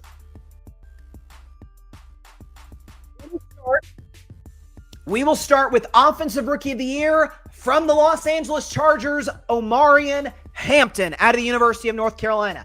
I've got him winning Rookie of the Year for this reason. What does Jim Harbaugh love to do? Run the football. That is a great opportunity for Omarion Hampton to step in to a running game that's ready-made, an offensive line that even without Rashawn Slater is really good. It's going to be a run-heavy team in Los Angeles with some of the injuries at wide receiver. Justin Herbert needs to step up, by the way, in big playoff games, but he'll have the running game to back him up. Rookie running backs, this is why folks love Ashton Genty in Vegas. Rookie running backs tend to pop quicker than just about any other position at rookie. Running back, receiver, corner, like that tends to be a position that pops right off the bat. Omarion Hampton will be that guy for the Los Angeles Chargers. Defensive Rookie of the Year, I said it early in the show, I thought he was the best player in this past draft. Abdul Carter from the New York Giants out of Penn State. This kid's speed, agility, and strength that he brings to the table is off the charts. I know he had kind of like a welcome to the NFL type of moment against the Jets. He got that out of the way. Remember Jamar Chase, different position, different side of the ball, I understand. Remember Jamar Chase had like some drops problems his first preseason. It's like, oh, this might have been a bust. Well, we'll see what Jamar Chase has been since then. I think Abdul Carter is going to have a very similar story. He's, by the way, playing on a defensive line in the Giants that is in the argument for one of the best in the National Football League. I think Abdul Carter is going to step up. I think he's going to have double-digit sacks. He will be your Defensive Rookie of the Year. Another pass rusher will win our next award, the Comeback Player of the Year, which will be my man, Aiden Hutchinson from the Detroit Lions, because they're going to need him to. Listen, Aiden Hutchinson has been one of the premier pass rushers in the league when he's healthy. He had the gruesome injury last year against the Dallas Cowboys in Week 6. Coming back with the loss of Aaron Glenn at defensive coordinator, with some of the concerns that Detroit has on that side of the ball, Aiden's going to have to really step up. He was in sort of that early Defensive Player of the Year discussion a season ago at times. I think he's going to put himself in that discussion, not when DPOY, but when Comeback Player of the Year. That will be Aiden Hutchinson. In his division, we're staying in the NFC North. That will be who wins the Coach of the Year, and it will be formerly of the Detroit Lions and now the Chicago Bears, Ben Johnson. Ben Johnson will be your Coach of the Year, taking over Chicago Bears' job in a situation that was kind of chaotic. People kind of sold their stock on Caleb Williams. This guy's going to come in. The way he changed that Lions offense, he's going to change his entire Bears operation. Again, I'm seeing more of Dan Campbell by the day from this guy as it pertains to his temperament, how he goes about his business. We know he's a brilliant offensive mind. That goes without saying, but I love what he brings to the table as it pertains to creativity. He's got a lot to work with. Improved offensive line, Cole Kmet, Colston Loveland, DJ Moore, Roma Dunze, Caleb Williams. Defensively, I think, again, as I said earlier in the show, I think Dennis Allen's going to have that side of the ball working really, really well for the Chicago Bears. I think Ben Johnson is going to blow people's socks off. He will be the Coach of the Year. Defensive Player of the Year. Also in the NFC, although it'll be in the NFC West, a guy that I kind of just finished talking about a few minutes ago, Jared Verse, a dark horse pick. Jared Verse will be your Defensive Player of the Year. Here's why. If you hear the reports coming out of camp, first of all, the way he finished last season, Jared Verse was excellent. You hear the reports coming out of Los Angeles Rams camp, they're saying, oh yeah, this guy is going to have an absolutely monstrous season. With some of the elite pass rushers in the game, like my man TJ Watt, the Myles Garrett's of the world, kind of getting up. They're still great, but getting up there in age, they're both going into year 9. This is kind of that opportunity for a guy like Jared Verse to step in and be like, here I am. I'm about to wreak havoc on the entire National Football League. He's going to be in position to do that. I think the kid is really good. By the way, because I think the Rams are going to lead a lot of games, he's going to have plenty of opportunities to get after the quarterback, which he's going to do. His athleticism that he brings to the table, his upside, off the charts. Jared Verse, a dark horse pick, will be your Defensive Player of the Year. I'm going even more out on a limb. We're going out on a limb here. With Defensive Player of the Year, you can hear the case for Jared Verse. I'm going to convince you in this next one. Offensive Player of the Year from the Jacksonville Jaguars, Brian Thomas Jr., wide receiver. Here's why. As I said earlier in the show, Jacksonville's going to win 11 games and win the AFC South. So that in and of itself, you got more eyeballs than the Jaguars. Trevor Lawrence with Liam Cohen, with Brian Thomas Jr., with Travis Hunter, a good running game. Like, that's going to be an opportunity for him to step up and look more like the guy that I thought he would be as the number 1 overall pick out of Clemson. Brian Thomas Jr. was the best rookie wide receiver in the history of the Jacksonville Jaguars. That goes without saying. The numbers that he put up, I think the kid is going to take a huge step forward. LSU wide receivers, I don't know if you noticed, they've kind of worked in the NFL. You see the guy in Minnesota, see the guy in Cincinnati. Brian Thomas Jr. is going to join that group. He's going to have a monstrous season. We're talking 1,800 receiving yards. We're talking 15 touchdowns. The kid's going to have a big year, help Travis Hunter's new teammate, Travis Hunter, get the job done. Trevor Lawrence will have a big season. And that, my man, Brian Thomas Jr. will be your Offensive Player of the Year. MVP, this was a tricky one. I thought about a few names. As I said earlier in the show, I think the light show is going to be back in Kansas City. So Patrick Mahomes will be in the race. It is impossible to rule out Lamar Jackson because, I don't know, won MVP 2023, was even better in 2024, could have easily won the award. A dark horse, I didn't want to do 3 dark horses, but a guy I think will be in the race, in discussions for MVP because of the offense and because of what he brings to the table from an accuracy perspective, Baker Mayfield. Mention him. We're going to have a repeat winner. Josh Allen is going to win MVP for the second time in his career. I'll tell you why. So the case for Josh Allen, it's a case I made, by the way. I was in favor of Josh winning MVP a season ago. Was because for years, despite the unbelievable talent with his arm, with his legs that he's brought to the table over the course of his career, my big criticism was, darn it, Josh, you're going to throw picks. Like, you're going to turn the ball over. That's the NFL. That happens. It was the fact that, oh my gosh, can this guy cut out the just mindless errors that plagued him at times in 2022 and 23, where it's like, he's making throws where you're watching the game and you're like, what did he see there that he thought that was a good decision? He cut that out last year. Part of that was because he had the best running game that he has career with James Cook, the best offensive line that he's had in his career, good play calling with Joe Brady, like the whole bit. I said on the show that Keon Coleman's going to step up. That's a piece of it. Dalton Kincaid's an excellent young tight end. He'll have the running game. He'll have the offensive line. So the offense is set. I think he will be asked to do, i.e., to a lesser degree, what Patrick Mahomes was asked to do in 2018, what Peyton Manning was asked to do in 2013. I think total, we are going to have a 50-touchdown season from Josh Allen. I don't buy the Bills' defense at all. I know Sean McDermott's defensive coach. There's really nothing to like about that side of the ball for the Buffalo Bills. So Josh is going to have to, didn't mean to shake the camera there. Josh is going to have to score a lot of points. I mentioned earlier, the Bills are going to be the 1 seed. If the Bills are the 1 seed, Josh accounts for 50 total touchdowns, passing and rushing. That's the MVP of the league. So yes, back-to-back winner Josh Allen will be your league MVP. Folks thought for years that I was a Josh Allen hater. No, I love the kid. Love his temperament. Love his, obviously the talent he brings to the table is just off the charts. It was just, cut out the bad mistakes. No mistakes, I guess, are good. That's a subjective statement. But he cut that out last year. I think he's going to continue this year, rely on those good habits. Got a good receiving core and weapons group, O-line, running game in Buffalo. The defense isn't that good, so I think he's going to have to step up, and I think that he will. So before we get a break, let's just review this. Offensive Rookie of the Year, Amarian Hampton. Defensive Rookie of the Year, Abdul Carter. Comeback Player of the Year, Aiden Hutchinson. Coach of the Year, Ben Johnson. The 2 dark horses for defensive and offensive Player of the Year. Defensive Player of the Year, Jared Verse. Offensive Player of the Year, Brian Thomas Jr., and MVP, Josh Allen. Josh Allen's going to go back-to-back, become the first player since Aaron Rodgers to accomplish that feat. And also, before we go to break, I feel like it's worth showing, if we have it ready to go, my AFC standings, my NFC standings, because after the break, I'll make my playoff predictions based on how I think how the bracket is laid out, how it is going to work itself out. The AFC looks as follows, if you're just now joining us. From 1 to 7, the Bills will get the 1 seed and get the first round bye. It then goes Kansas City, Baltimore, and Jacksonville as the other 3 division winners, Chiefs, Ravens, Jaguars, and the 3 wild card teams will be the Broncos, the Chargers, and the Bengals. In the NFC, the playoff standings look as follows. The defending Super Bowl champion Philadelphia Eagles will win the NFC East, get the 1 seed, and get the first round bye. The other 3 division winners will be the Packers, the Buccaneers, and the Rams. The 3 wildcard teams will be the Lions, the Commanders, and the Bears. The Bears.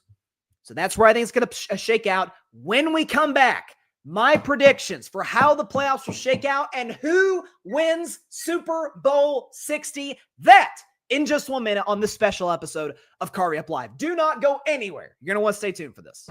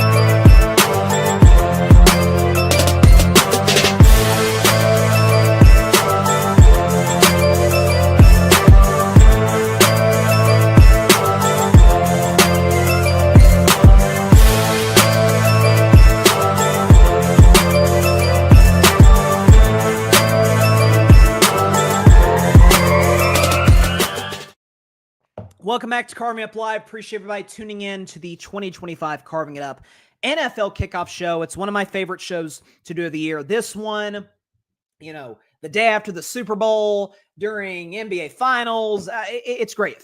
Honestly, just about every Friday during the regular season, because you get the Vol View, get some college football stuff, reaction to the Thursday game, predictions for the upcoming weekend of NFL games, which is coming next week, which I cannot wait for. That's why I'm so fired up to do this show today. So very, very excited, and I appreciate everybody for stopping by on YouTube, Facebook, although I think we're having some issues with Facebook, X, and on Instagram. Feel free to chime in the comment section. As always, chime in on IG, YouTube, X, the whole bit. So there we got a comment here from Richard. He says, also in 2022, Mahomes set the all-time yardage record, regular season MVP, Super Bowl MVP, and won the Super Bowl. Yeah, like I said earlier, and I'll get to playoff predictions obviously in just a second, this idea that Kansas City, oh man, I tell you what, they're going to take a big step back. Like it's going to be a real sort of issue for Kansas City to get back to being the team that they were. I think that's absolutely insane. Absolutely insane. So there we go. Make sure we've got this ready to go. All right. So NFL playoff predictions, and we might as well get the really intense background music, which we do for the big games, the postseason games. So here we go. Postseason predictions based on how the standings look. So, starting the AFC, what the playoff matchups will look like. Here you go. So we will get, how good is this? Joe Burrow and the Bengals, the 7 seed, going to Arrowhead to take on the Kansas City Chiefs, the 2 seed. That's where Joe Burrow really made the name for himself in the sense that, okay, this is an elite quarterback. He went to Mahomes' house and outplayed him and beat him. In the second wild card game, you get the Harbaugh Bowl. You get Jim Harbaugh and the LA Chargers. Justin Herbert never won a playoff game in his career, going to Baltimore to take on the Ravens, led by his brother, John Harbaugh, and a 2-time MVP, Lamar Jackson. And in the third playoff game, still an intriguing matchup, the 5 seed Denver Broncos, led by Bo Nix, making a second playoff start with Sean Payton. And the upstart to a degree, the surprising team that's going to come out of nowhere this year, my surprise team, the Jacksonville Jaguars, the champions of the AFC South. How do I think those 3 games will play out? Here you go. Kansas City will knock off Cincinnati. The Bengals do not have the defense to be able to give the Chiefs a real run. Joe Burrow is going to have to drop 45 on Kansas City defense, which is not happening. So Kansas City will move on. They'll win a playoff game. Baltimore will beat the Chargers for the second time in the postseason. Jim Harbaugh, who I'm a huge fan of, obviously, as a coach, will fall to his brother, John Harbaugh. Justin Herbert will remain winless in the postseason. Lamar Jackson continues to get that playoff monkey off of his back. Denver will go to Jacksonville, beat the Jaguars. The Cinderella run for Trevor Lawrence, who I'm obviously a huge fan of, will end in a home playoff loss. That Denver defense is just too strong to surrender too many points to the Jags, and Bo Nix will do his thing. In the NFC, what do the playoff matchups look like in the wild card round? Here you go. You get the oldest rivalry in the NFL, the Chicago Bears, going to Lambeau Field to take on the Green Bay Packers. You get a rematch of last year, one of last year's wild card games. The Washington Commanders, the Tampa Bay Bucks, a game that Washington won on a game-winning field goal. And then finally, you got the Detroit Lions going to LA to take on the Rams. We get the second time a playoff game. Stafford facing his old team, the LA Rams. Jared Goff facing his old team. Stafford facing his old team, the Detroit Lions. Jared Goff facing his old team, the Los Angeles Rams. How will these 3 games play out, you ask? Well, Green Bay is going to beat Chicago. Again, the Packers kind of own the Bears historically, and certainly in the last decade. I think they've won up until that Week 18 loss, they've won 11 in a row against Chicago. Bears aren't quite ready to go win a playoff game at Lambeau Field. Washington, for the second year in a row, will go to Tampa Bay, upset the Buccaneers. And, well, it might not be an upset. Commanders could be favored. We'll see. And then Detroit. Again, Lions fans, I promise, I had y'all's back. I've always got y'all's back. Just because I don't think you're going to win the NFC North does not mean I don't think you're not going to win a playoff game. I mentioned the concerns about Stafford's back, Stafford's age. Those are real things. The Lions' offensive line will be just enough to contain my Defensive Player of the Year, Jared Verse. Detroit will advance to the divisional round, so that's what we have. In the AFC, do we have it? The AFC divisional round, here's what we'll have. A rematch of last year's wild card round. The Denver Broncos going to Buffalo to take on the 1 seed, Buffalo Bills. And you have, oh, how good is this? Lamar Jackson and the Baltimore Ravens going to Kansas City to take on the 2 seed, Kansas City Chiefs. How will those 2 games fare out, you ask? Well, we get Mahomes, Allen, number 5. The Bills will beat the Broncos again. I think that'll be a really competitive game because Denver's defense is so good and because Buffalo's defense isn't. But Josh Allen, I mentioned it earlier, the MVP of the league, I believe he will be.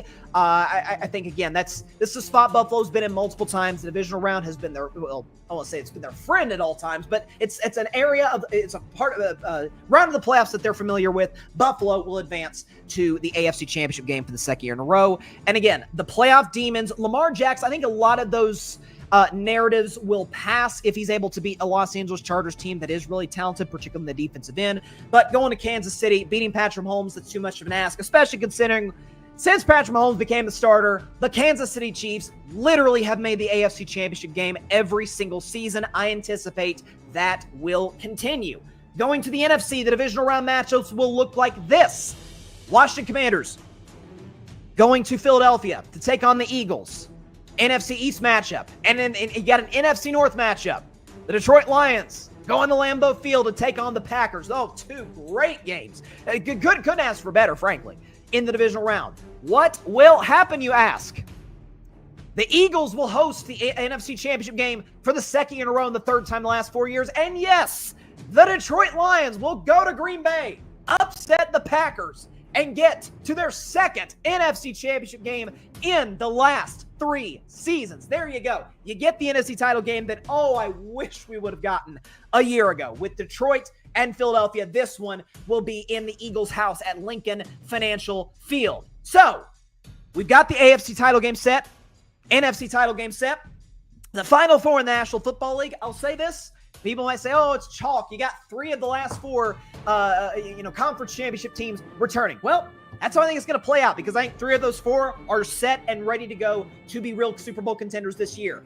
In the AFC Championship game, we get Kansas City, Buffalo, number 5, Mahomes Allen, number 5. This will actually be, fun fact, or maybe not so fun fact if you're a Bills fan, the final game at Highmark Stadium. The Bills are actually going to move to a new stadium in 2026. So this will be the Kansas City Chiefs' 8th straight AFC Championship game for Buffalo, 2nd in a row, and the 3rd time in the Josh Allen era. Every time, with the exception of 2020, that these 2 have faced off the playoffs, we've got some classics. 2021 is one of the greatest playoff games of all time. Allen and the Bills score with 13 seconds left. Mahomes gets them into field goal range in 11 seconds. Butker ties the game with the field goal. Mahomes throws the game winner to Kelsey in overtime without Josh Allen touching the ball.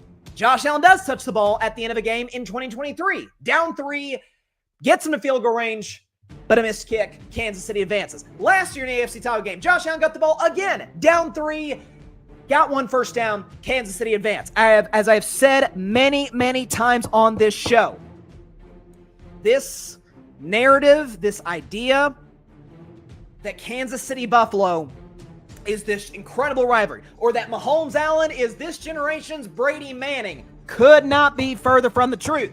Brady Manning, push and pull, back and forth. You know, there was a Brady got some, Peyton got some in the postseason. Allen and the Bills have owned Mahomes and the Chiefs in the regular season, and I think they're going to get them in the regular season to be able to host this game in the final game at Highmark Stadium in Buffalo. How will it play out? Do the Bills get the win? Do the tortured fans of Buffalo finally get the satisfaction of, we've gotten past the big bad wolf that is the Kansas City Chiefs. We are going to the Super Bowl for the first time since the 90s. Or will Kansas City make their fourth in a row? Kansas City will make their fourth Super Bowl in a row. They will close Highmark Stadium by beating the Bills. And I'm sorry to my friends in Buffalo, but just adding to the heartbreak that Bills fans have dealt with over the last 30 years. 90s, you lost 4 straight Super Bowls. For 20 years, Tom Brady tortured you twice a year. And now that you're good, now that you have an all-time great quarterback, well, there's an even better one in Kansas City. And Mahomes and the Chiefs will go to 5-0 in the postseason against Josh Allen and the Buffalo Bills. And they will do something that has not been done in the history of the Super Bowl outside of the Bills in the 90s. And that is go to 4 consecutive Super Bowls. This writing the Chiefs off thing is crazy. They're a lock. Not going to win. Mahomes is healthy. They're a lock to go to the AFC title game because they always do with Mahomes. I think they're going to go to Buffalo, get another playoff win against the Buffalo Bills in that building. In the NFC Championship game, again, a game that I wish we would have gotten a year ago, we will get it in 2025. The Detroit Lions, the Philadelphia Eagles, the defending champion, Philadelphia Eagles. What will happen here? Well, my beloved, a team that I've embraced from the jump, the Detroit Lions, picked them to go to the NFC title game 2 years ago, and they did that. Picked them to be the 1 seed last year. They did that. Picked them to go to the Super Bowl. They didn't win a playoff game. It was very disappointing.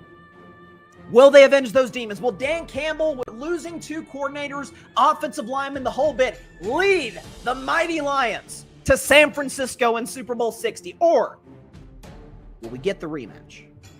The Super Bowl champion Philadelphia Eagles looking to do something that in this century only the Brady Patriots and the Mahomes Chiefs have done, and that is go to back-to-back Super Bowls and win back-to-back Super Bowl titles. What will happen, you ask? The Philadelphia Eagles win it. We get the rematch. We get the grudge match between the Philadelphia Eagles and the Kansas City Chiefs. Again, to my friends in Detroit, I'm sorry. I love y'all. You're the best.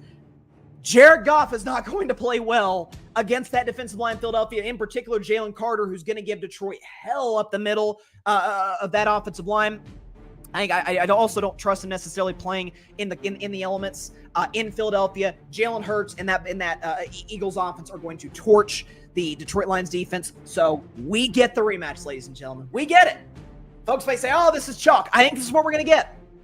A rematch of Super Bowl 57, Super Bowl 59, and we're going to get it in Super Bowl 60. The last 3 Super Bowl champions. Out of the NFC, the defending Super Bowl champion, the Philadelphia Eagles. Out of the AFC, the team that won the previous 2 Super Bowls to that and will have gone at this point to their 4th consecutive big game in February, the Kansas City Chiefs. Levi's Stadium, San Francisco, California. This has a little bit, I mentioned earlier, this whole Chiefs-Bills rivalry. It's not a rivalry. Kansas City's going to beat Buffalo for the 5th time in the postseason. That ain't a rivalry. This is a rivalry. These 2 teams, these are the only 2 teams in the NFL that can look each other dead in the eye and say, I'm on your level. We faced twice in the Super Bowl. Mahomes was unreal in the second half of that first one. Chiefs won, and Jalen Hurts was out of this world in the second game, as was the Eagles defense, and they beat the living crap out of Kansas City in the Super Bowl this past February. So we get the grudge match. We get the tiebreaker, so to speak. Who's the team of the 2020s? Is it Philadelphia? Is it Kansas City? Well, we'll answer that question. Might as well give it a drum roll. The winner of Super Bowl 60, according to me, on the Carving It Up 2025 NFL Kickoff Show, the winner of Super Bowl 60 will be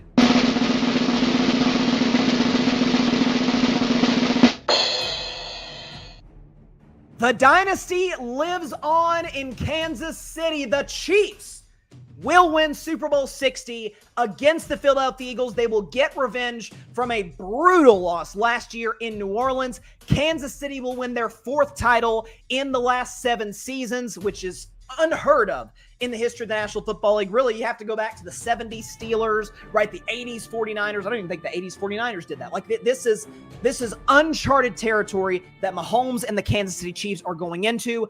Obviously, Patrick will win Super Bowl MVP. Travis Kelce retires, rides off into the sunset, marries Taylor Swift, and the love story is complete. But more so than that, I think there's an element of Kansas City wasn't prepared for Philadelphia's defensive line, which is still excellent. But the losses in free agency will hurt the Eagles. The fact that the Kansas City Chiefs, according to reports, they got the offensive line right is massive. The fact that Mahomes, again, knock on wood for health, and again, after Rashee Rice, after his 6-game suspension is over, Mahomes is a real legit, really good receiving core.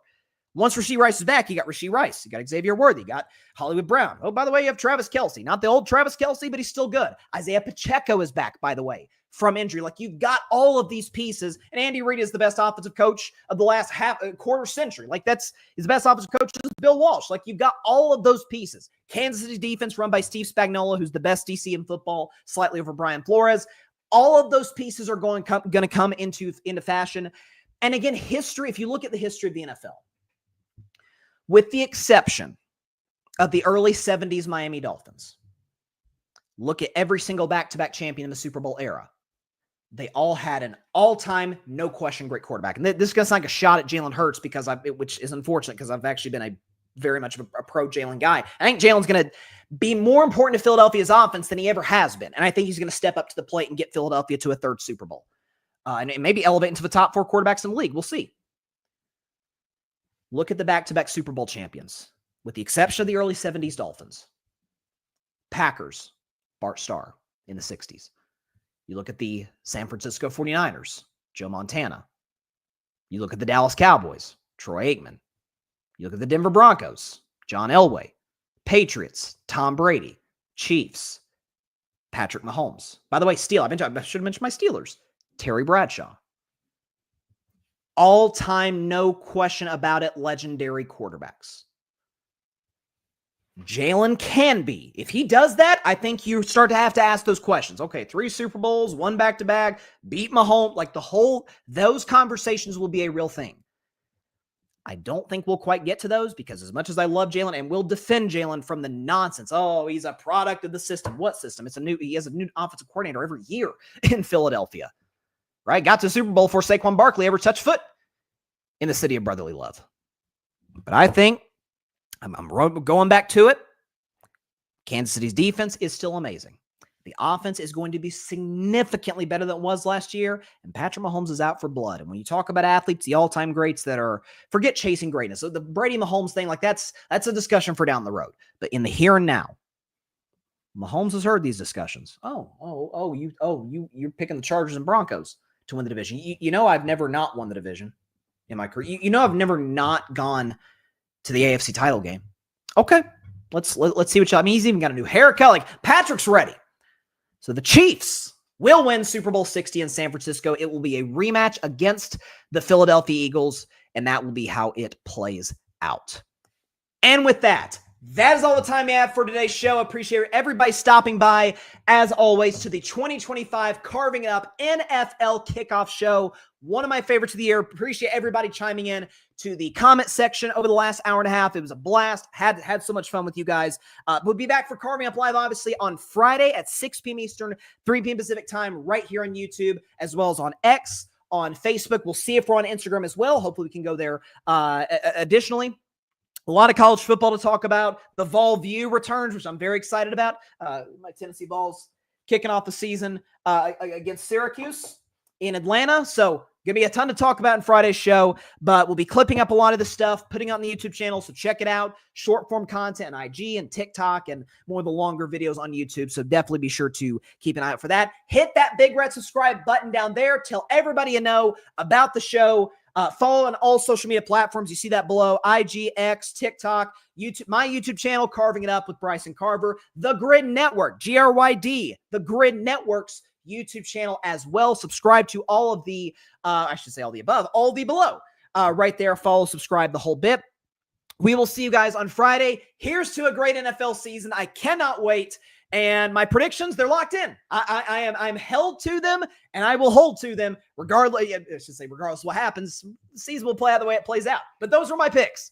Good, bad, or indifferent. Those are my picks for the season. Here's to a great next 5.5 months of football. We'll see you guys on Friday. Stay safe out there. God bless y'all. Peace out.